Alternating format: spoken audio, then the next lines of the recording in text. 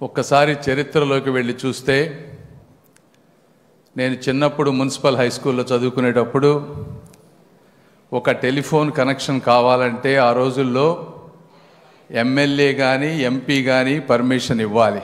వాళ్ళ లెటర్ ఉంటే ఆ రోజుల్లో కనెక్షన్ వచ్చేది. ఇది నాకు ఇప్పటికీ కూడా గుర్తుంది. ఎందుకంటే ఆ రోజుల్లో మా ఎమ్మెల్యేగా ఉన్నటువంటి డాక్టర్ కోడెల శివప్రసాద్ గారి దగ్గరికి వెళ్ళి లెటర్ తీసుకొని ల్యాండ్ లైన్ కనెక్షన్ తీసుకొచ్చినటువంటి రోజులు ఆ రోజులు. అయితే ఆ రోజు నుంచి ఈ రోజుకు జరిగినటువంటి పరిణామాలు తీసుకుంటే ఈ భారతదేశ గతిని టెలికాం రంగంలో ముఖ్యంగా మార్చినటువంటి వ్యక్తులు ముగ్గురు ఉన్నారు. ఒకటి, టెలికాం తలుపులు తెరిచి కనెక్టివిటీకి కొత్త దారులు వేసిన మహానేత వాజ్పేయి గారు, అటల్ బిహారీ వాజ్పేయి గారు.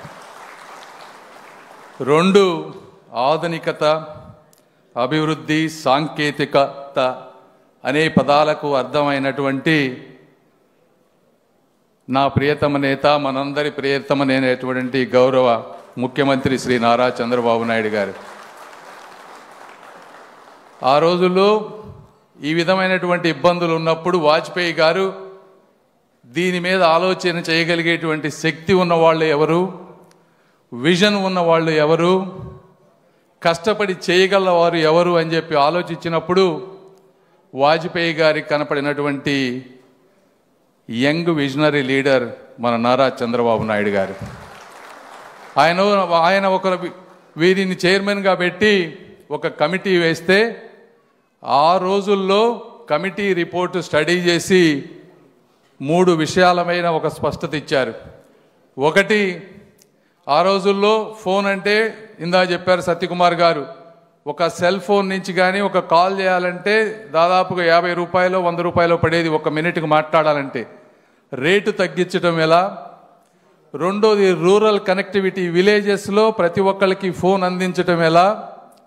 మూడోది, హై స్పీడ్ ఇంటర్నెట్ ఎలా గ్రామానికి తీసుకువెళ్ళాలనేటువంటి 3 బృహత్తరమైన కార్యక్రమాలకి విజన్ ఇచ్చినటువంటి చైర్మన్ శ్రీ నారా చంద్రబాబు నాయుడు గారు. ఆ రోజున ఎప్పుడు చెప్తా ఉంటే టెలిఫోన్ ఈ విధంగా అందరి చేతుల్లోకి ఎలా వచ్చింది అని మాట్లాడేదానికి రూపకర్త చంద్రబాబు నాయుడు గారు. ఆ రిపోర్టు తీసుకొని ప్రైవేట్ ప్లేయర్స్ని ఎంకరేజ్ చేసి కాంపిటీషన్ పెంచి కాల్ డేటా రేట్స్ తగ్గిస్తే ఈ రోజున 300 రూపాయల నుంచి 9 రూపాయల వరకు డేటా కాస్ట్ తగ్గింది. వీళ్ళిద్దరూ ఆ రోజున బిఎస్ఎన్ఎల్ కూడా అద్భుతంగా ఉండేది. 2004 వాజ్పేయి గారి గవర్నమెంట్ వెళ్ళేటప్పటికీ బిఎస్ఎన్ఎల్ ఆదాయం సంవత్సరానికి 32,000 కోట్ల రూపాయలు, 6,000 కోట్ల రూపాయలు నెట్ ప్రాఫిట్ ఉండేది. దాదాపు 2.5 లక్షల మంది ఎంప్లాయీస్ ఉండేటువంటి బిఎస్ఎన్ఎల్ సంస్థ. అలాంటి సంస్థ గడిచిన తర్వాత 2004-14 మధ్య కాంగ్రెస్ యూపీఏ గవర్నమెంట్ వచ్చింది. ఆ చరిత్ర మీకు తెలుసు. 2G స్కాములు వీటన్నిటితోటి బిఎస్ఎన్ఎల్ సంస్థ మెల్లగా కిందకు వస్తూ ఉంది. మళ్ళీ 2014 తర్వాత ఇప్పటివరకు 2 నాయకుల పేర్లు చెప్పాను.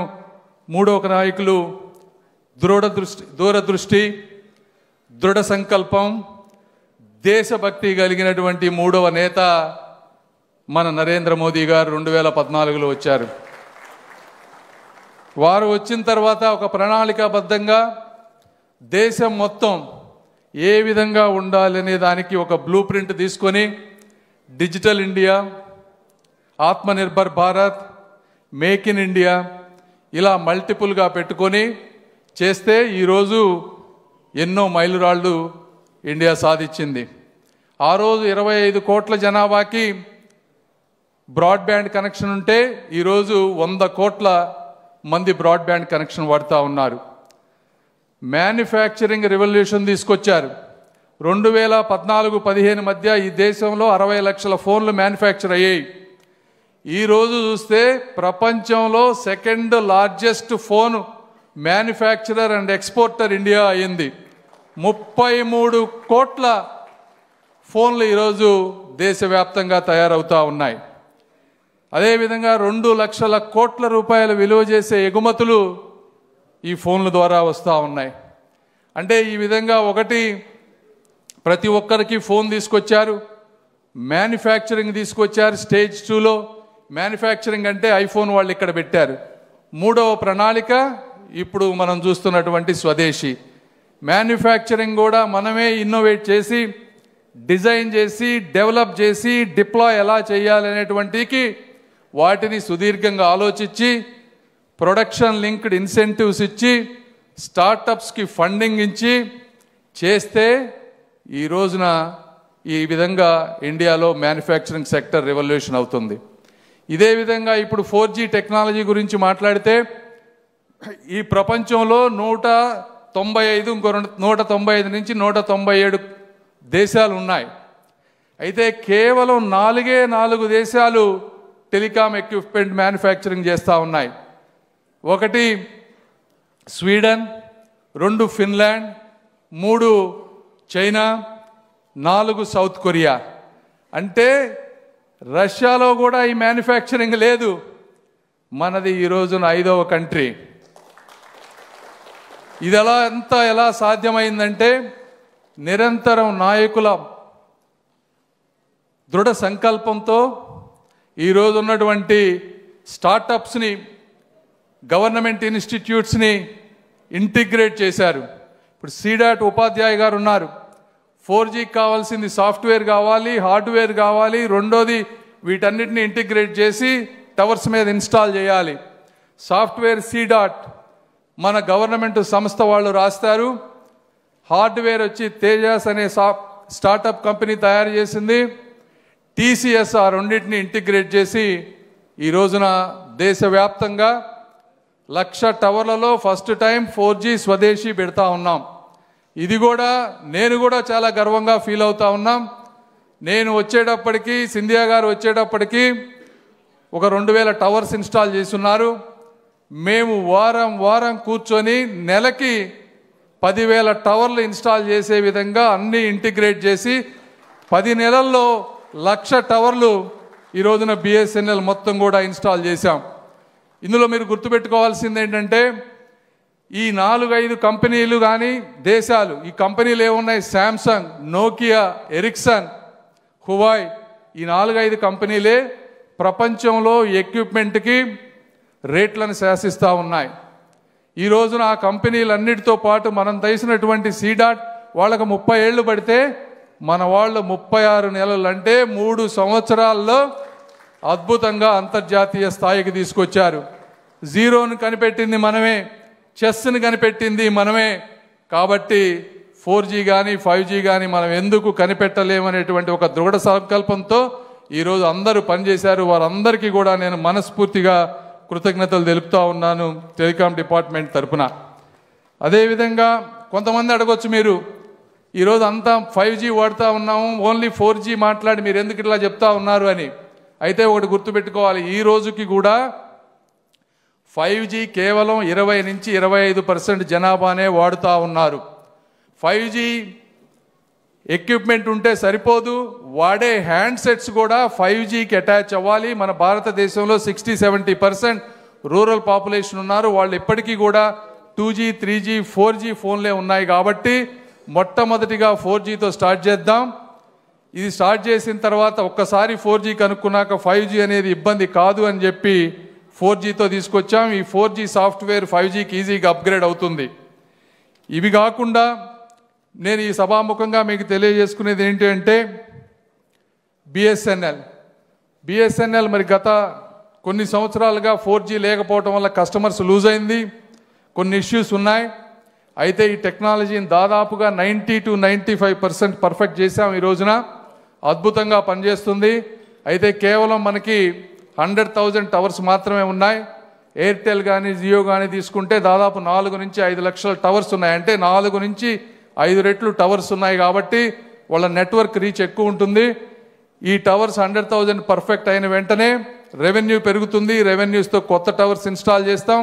అదేవిధంగా ప్రధానమంత్రి మోదీ గారు అడిషనల్ ఇన్వెస్ట్మెంట్ ఇవ్వడానికి కూడా సిద్ధంగా ఉన్నారు. దీంతో బిఎస్ఎన్ఎల్ ముందుకు వెళ్తుంది. ఈ బిఎస్ఎన్ఎల్ అనేది చాలా ఇంపార్టెంట్. ఎందుకు ఇంపార్టెంట్ అంటే ప్రైవేట్ ప్లేయర్స్ గ్రామాలలో ఆదాయం లేకపోతే ఎక్కువగా పెట్టలేరు. అదేవిధంగా ఇందాక వారు చెప్పినట్టు బార్డర్ ఏరియాల్లో లెఫ్ట్ వింగ్ ఎక్స్ట్రీమిస్ట్ ఉన్నటువంటి ఏరియాల్లో, అదేవిధంగా లక్షద్వీప్ లాంటి ప్లేసుల్లో ప్రైవేట్ ప్లేయర్స్ వెళ్ళలేరు. వాళ్ళందరికీ కూడా బిఎస్ఎన్ఎల్ అనేది బ్రతకటం అనేది అత్యంత ముఖ్యమైనది. ఈరోజు గ్రామాల్లో చూసుకుంటా ఉంటే గౌరవ ముఖ్యమంత్రి గారు ఎప్పుడు చెప్తా ఉంటారు, వర్క్ ఫ్రమ్ హోమ్ చేయాలి, గ్రామాల్లో ఎంటర్‌ప్రెన్యూర్స్ తయారవ్వాలి, అప్పుడు అర్బన్ మైగ్రేషన్ తగ్గుతుంది.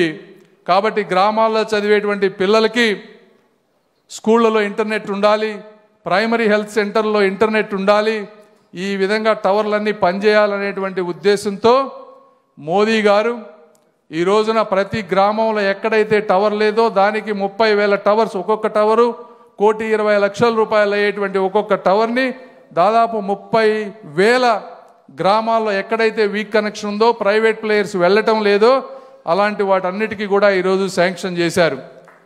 దీంతో ఆ ప్రాంతాల్లో గ్రామాల్లో కనెక్షన్స్ పెరుగుతాయి. ఇవన్నీ కాకుండా high speed internet, Bharat net అనేటువంటిది, ఈరోజు విద్యుత్ ఎలా ప్రతి మనిషికి అవసరమో, మంచినీళ్ళు అవసరమో ఆ విధంగా ఫైబర్ నెట్, ఇంటర్నెట్ కూడా అవసరం.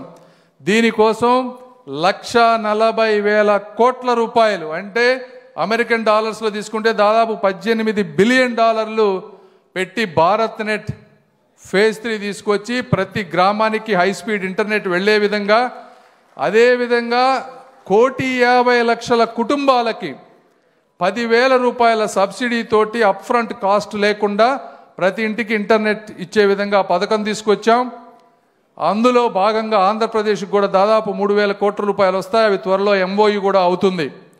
దీని ద్వారా ప్రతి గ్రామంలో హై స్పీడ్ ఇంటర్నెట్, అదేవిధంగా మొబైల్ టవర్స్ ద్వారా వైర్లెస్, ఇవన్నీ కూడా తప్పకుండా తీసుకువచ్చి ప్రతి గ్రామంలో మన విజనరీ నాయకులు ఏ విధంగా అయితే కలలు కన్నారో వారి కలలన్నింటినీ కూడా సాకారం చేసేటువంటి పరిస్థితి తీసుకొస్తాం. ఏదేమైనప్పటికీ ఇవన్నీ చేయటంలో, ఇవన్నీ మనం ఎన్ని చేసినా కూడా ప్రాక్టికల్గా ఇంప్లిమెంటేషన్ అనేవి చాలా ఇష్యూస్ ఉంటాయి.